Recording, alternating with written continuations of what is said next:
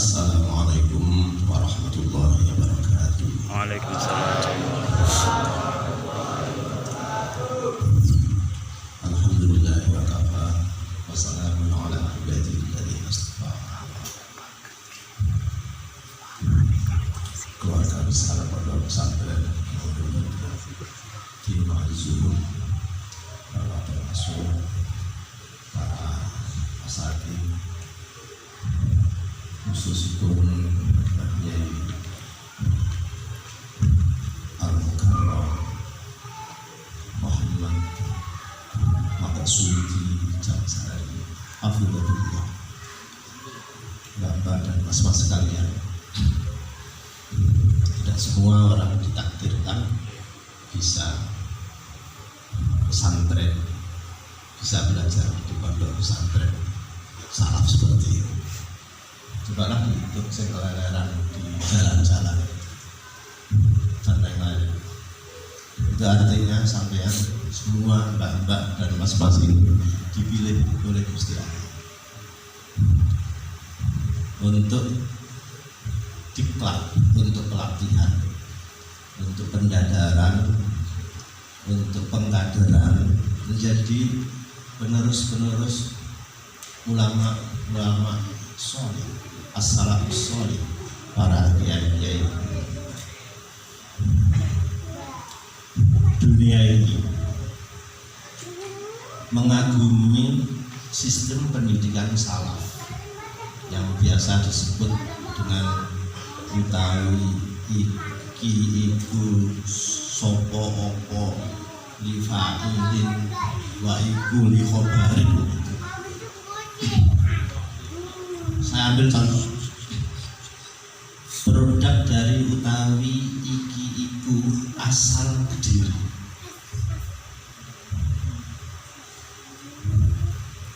Syekhuna Kiai Ihsan Jabes itu Kediri.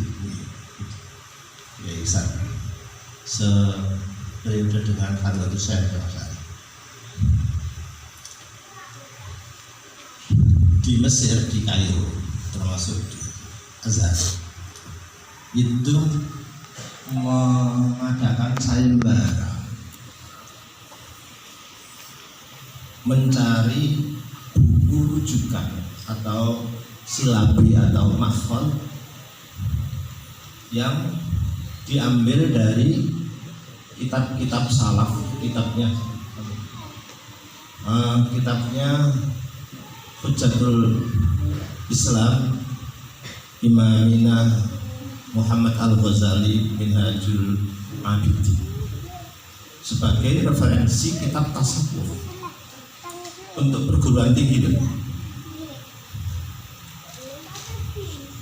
Zaman itu HP nggak ada, internet juga nggak ada, tetapi Kiai Ihsan Jabes ini, Kiai Ihsan, sebut saja ini asli didikan pondok pesantren salah, asli tidak ada kawe-kawean. Ini secara irfaniyah, secara kemakrifatan hatinya, ya ilmu maklum, tapi ma'rifatnya. Kemudian menulis Syarah Minhajul Abidin ini menjadi sirajul. Ternyata entah sengaja entah tidak, siapa yang mempromosikan di bawah Mesir sana, loh, oleh Syekh Al-Azhar itu dan sekitarnya itu diterima sebagai buku rujukan untuk subistan. Itu hasilnya utawi iki itu. Sampai yang nulis kitab apa? Harus gede. Ilmu yang sampai pelajari itu sudah. Ini sing kuno lah. Nah, sing rotok modern tahun 2002 tak berapa. Ini tujuh pamer loh, mereka ada tidak ya.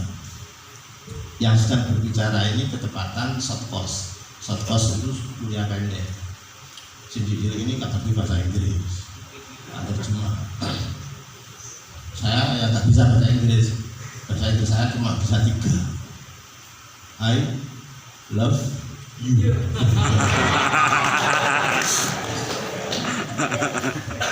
Jadi balik dia mbak, and you love me, ya kan?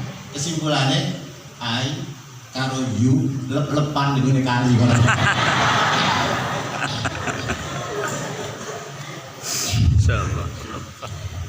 Ada laporan yang mengejutkan bahwa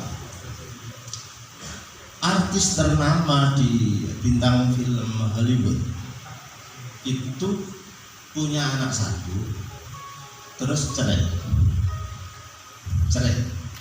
Di sana itu, maaf ini ya, gereja itu hanya mengikat pernikahan saja, tidak boleh ada yang melepas itu kecuali Tuhan sendiri.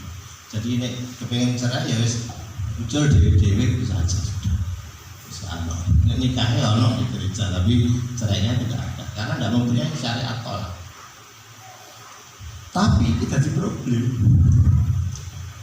Bapaknya sangat ingin betul merawat anaknya yang bagus yang kecil tadi. Oh ya aku punya hak asuh. Jadi ibu gak iso aku sing melahirkan, kudu aku sing mengasuh. Padha wae nek tak sponsori gak dadi anak, punya aku sing. Padha kuwate kan. Ono tanah kalau bibite tumbuh pohon apa enggak? Enggak tumbuh kan. Ono bibit kalau tanah ya tekon di terusan semen lah katanya kan.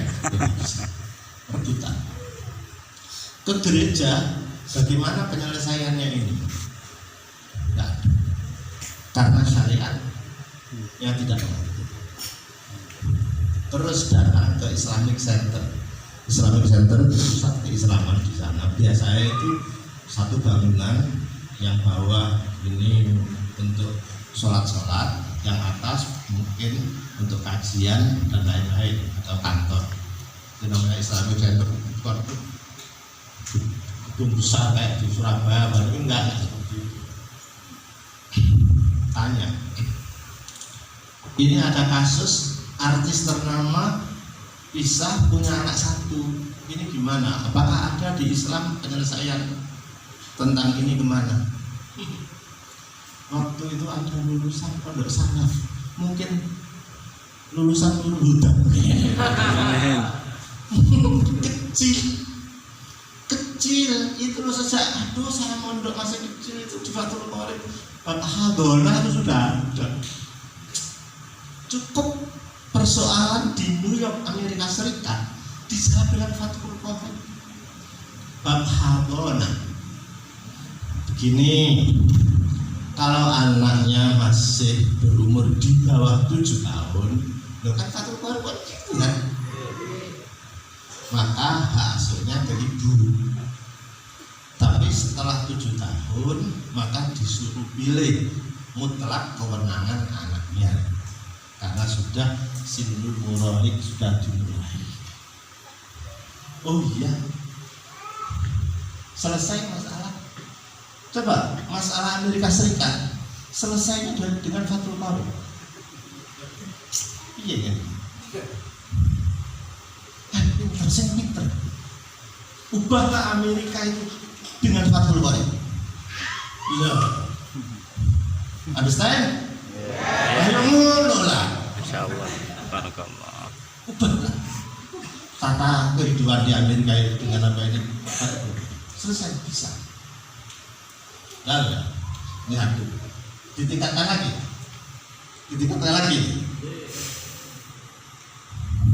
Ada seorang profesor doktor paham ya, namanya sampai kita jenengi Fulan kayak itu ya.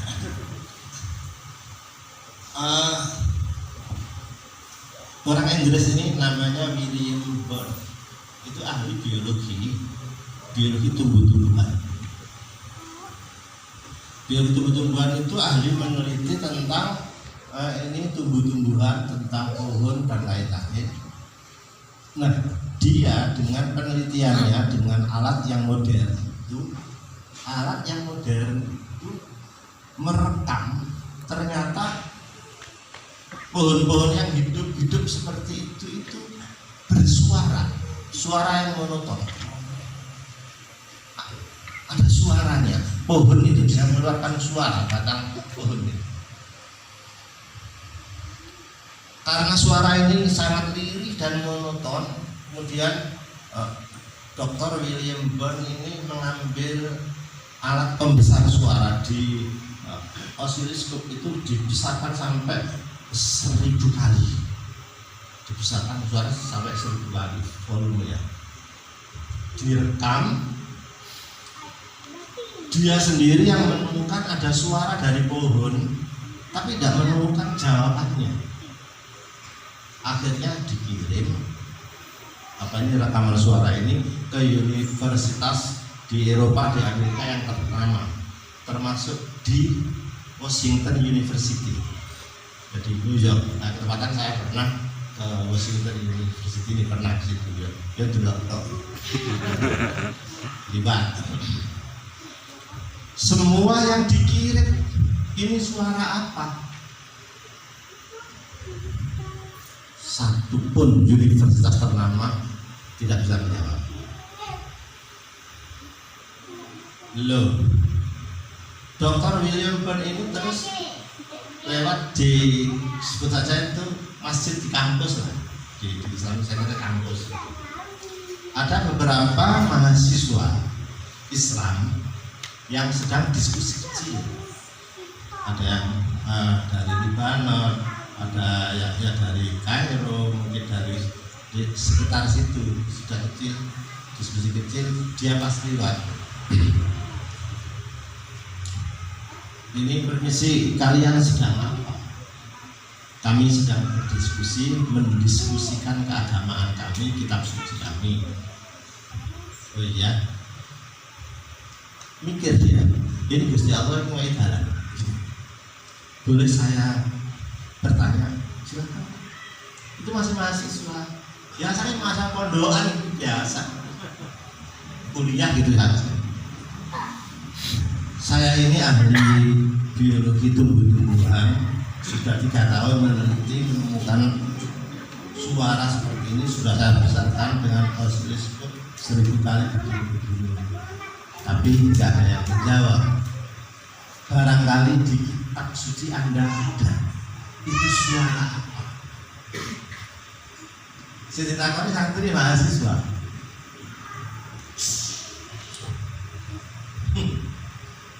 Itu sudah dijawab oleh Al-Quran sekian abad yang lalu. Apa? Itu suara pohon bertasbih. Loh, di kitab suci apa ada? Ada. Mana? Kita buka, ada apa? Bismillahirrahmanirrahim. Itu saja ya. Tusabbihu lahu samawati sab'u wal ardu fihi. Ini maha saja. Wa in min syai'in illa yusabbihu bihamdi. Segala sesuatu itu semua syai' itu apa saja? Yang hidup atau yang jamaah. Wa in min syai'in illa yusabbihu bihamdi. Pasti membaca tasbih, bermunajat kepada Allah bihamdi. Sayang, walakin la tafqahuna tasbihahu. Sayang, manusia tidak bisa mengerti cara mereka itu bertasbih. Apakah babi bertasbih? Bertasbih. Apakah anjing bertasbih? Bertasbih. Aku gak turun, untung sampai gak turun. Nah, tasbihnya seperti apa? Tasbihnya babi seperti apa? Jawabannya ya menurut kurikulum perbabian itu sendiri.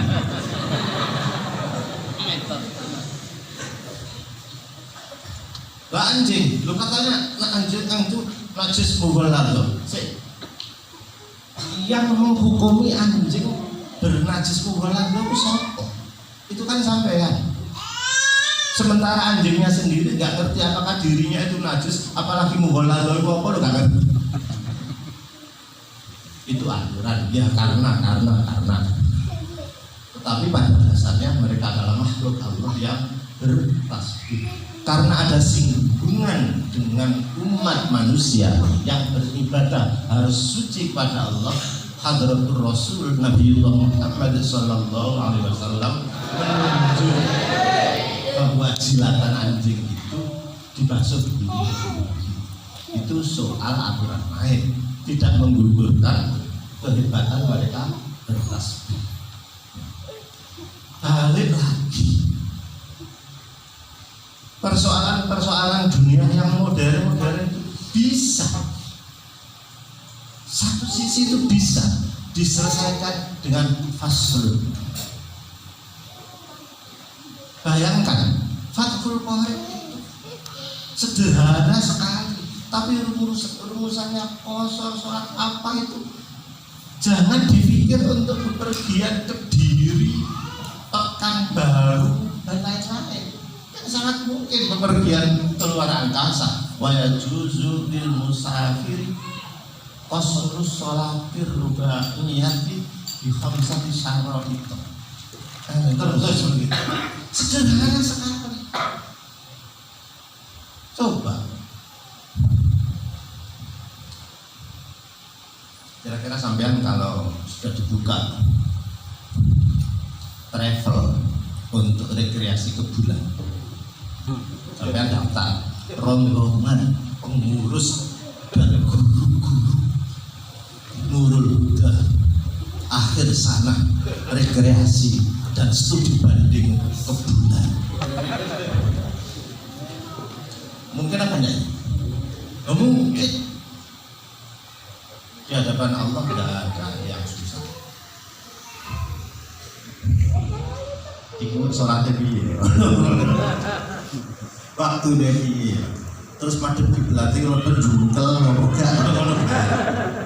Itu kan persepsi kita atas bawah. Nah sekarang sampean kalau naik pesawat, masuk sholat di pesawat itu lereng nyosop ini kan kayak biasa aja. Itulah sebabnya satu kata dalam Al-Quran syatra itu cukup universal. Bahwa ibadah syatra saja, bukan al-masjidul akbar, cukup syatranya saja. Bisa memaknai syatra bagaimana pengaruh idhofah, mudhof dan mudhof ilaihnya itu pengaruhnya di mana dan lain-lain. Itu kan urusan sampai lagi yang menjawab. Tuh, iya. Bersumpahlah kepada diri sendiri, sampean nanti di depan yang akan menjawab persoalan keislaman yang sampean sendiri. Karena beliau sudah game over. Ya sampean dari dunianya, jadi ya siap. Pas amin toh, amin saat jago juru betul menang. Siap ya. Yang ngono lah. Diterus loh. Laporannya di Jepang sih. Di Jepang, cewek tanpa cowok. Oh pinter ya. Cewek izin di kamar tanpa cowok. SMS-an juga nggak tahu, ya juga nggak tahu, nggak pernah kepetuk irungnya cowok. Itu bisa mengambil game di tangannya sendiri,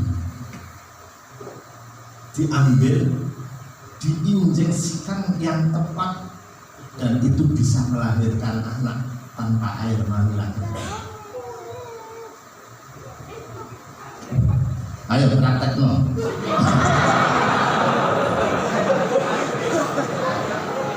Bukan masa divaksinasi yang wedi. 15 tahun yang lalu ada cloning, tapi selesai itu tidak radikal, masih ada serapan sel-sel. Ini tidak sel perempuannya sendiri, mau dipilih model apa, diambil jret, bisa hamil.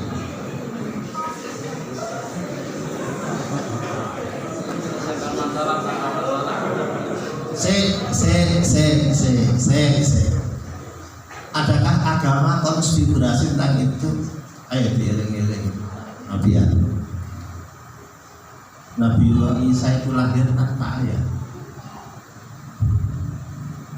hanya ibu saja. Ya karena pakai Allah sendiri langsung jadi malaikat Jibril yang besar. Nah, itu model Tuhan, tapi ini kan model teknologi. Kan benar gitu. Terus sampai kepada siapa?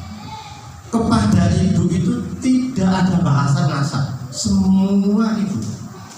Perkara ayah itu urusan lahir. Intisab pada ayah itu urusan lahir. Kalau muhtaron, kalau saya, ya, intisabnya ke ayah. Kalau tidak ya ibu. Hebatnya di fikih sampean. Hebatnya di fikih sampean. Sama sih. Di kitab fikih sampean. Bab qadzaf menuduh zina itu hamil bukan bukti perzinahan. Adalah untuk tuduh zina kan harus bi'arba'ati syuhada. 4 syuhada kan 4 saksi. Maksud dimaknani 4 syuhada. 1 syuhada sare, 2 syuhada 4. Masa ono? Ya enggak ada syuhada. Kan itu bukan. Bi'arba'ati syuhada. Selain ini tidak bisa, kamera nggak bisa. Contohnya ini hotel, saya di hotel mana ini? Pangeran. Tertutup, ada kamera pojok 1, 4 kamera. Saya di dalam berduaan dengan desain. Umpama kok nggak boleh.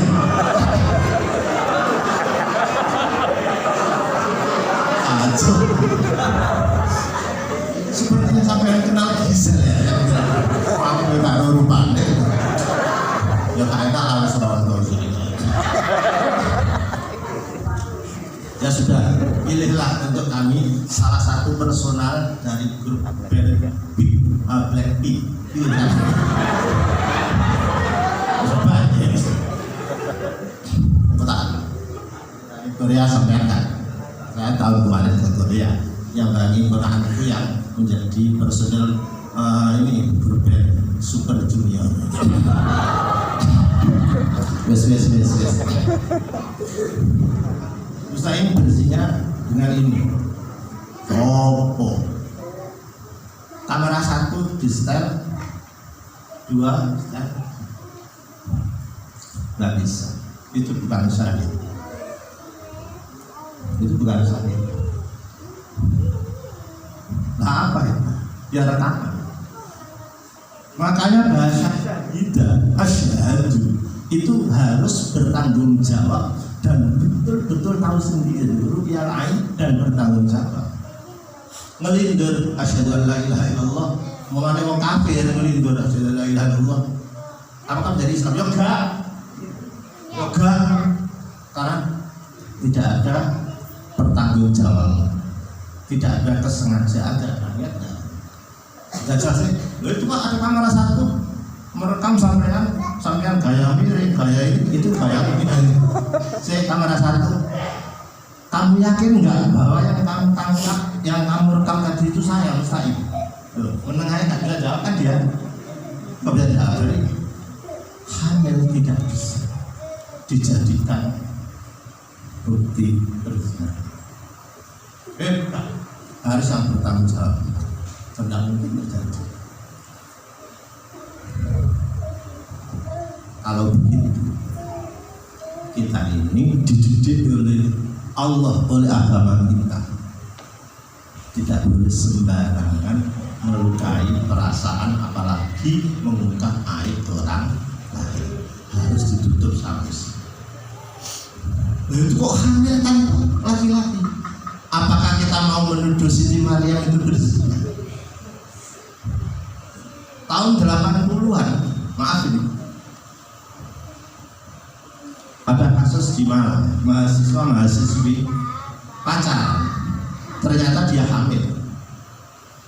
Kupuh hamil, kupuh. Aduh, orang tuanya kupuh begini kupuh. Ya tuduhannya apa? Tapi cewek itu nangis betul-betul sumpah waktu saya tidak pernah melakukan. Ya tapi kok hamil gimana? Subhanallah. Coba diiring-iring. Pernah apa dengan cowoknya? Tidak pernah Pak, sungguh tidak pernah. Akhirnya iring. Iya. Pernah si cowoknya ini dalam keadaan masih dia tutup busana masih ada. Dia keluar air mani, kemudian ke ini, maaf ya, ke CD-nya ceweknya. Beredes di CD-nya cewek itu. Teori Fathul Mu'in itu namanya tasarruf, penetrasi penyerapan. Lebih dari itu, i'arah ini mengatakan teori istidkhalul mani. Budak ngeresiki spray ini majikan, ada air maninya majikan yang masih basah, ditulis kemudian dilotekno dilebok. Maaf, ada nggak di kita paling banyak? Ayo orang aku porno lagi gimana? Kita sampean. Yo wes dong kita ngono kok. Itu namanya teori istidkhal. Persoalannya bagaimana kalau menjadi anak? Apakah menjadi umul walad apa tidak? Lo kayak begitu. Iya gini dong. Bagi anak kalau itu muhtar kan berarti anaknya merdeka karena umul walad. Ada efeknya. Subhanallah. Ternyata air mani itu tadi itu meresep ke celana dalamnya si cewek. Karena cewek dalam masa subur, dia menyerap dalam keadaan basah kan waktu itu langsung berenang masuk rahim dan terjadi pembuahan tanpa berzina, maka dia hamil tapi tidak bisa dihubungi berzina. Beda. Yang menjawab kita sambil kita wah, biasanya negara itu fikih teologi itu gak ada. Ya kita sampai faslun lau itu pengayaan imajinasi yang betul-betul aplikatif dan betul. Ini kalau saya terus-teruskan saya nggak bisa mengakhiri ini. Pintar mas. Ambil inspirasi dari kitab-kitab kuning, kemudian aplikasikan. Kemudian modernkan, kemas sendiri dalam bahasa yang aplitif. Itu tugas saya. Ya, bahasa yang terakhir tidak lain adalah saya hanya bisa mendoakan mudah-mudahan Mbak dan Mas seluruh keluarga besar ini betul-betul bermanfaat dan berbarokah. Mudah-mudahan pondok pesantren ini betul-betul ma'had kasyajaratin thayyibatin asluha sabit wa faruha fissaha tu'ti ukulaha kullahin. Al-Fatihah.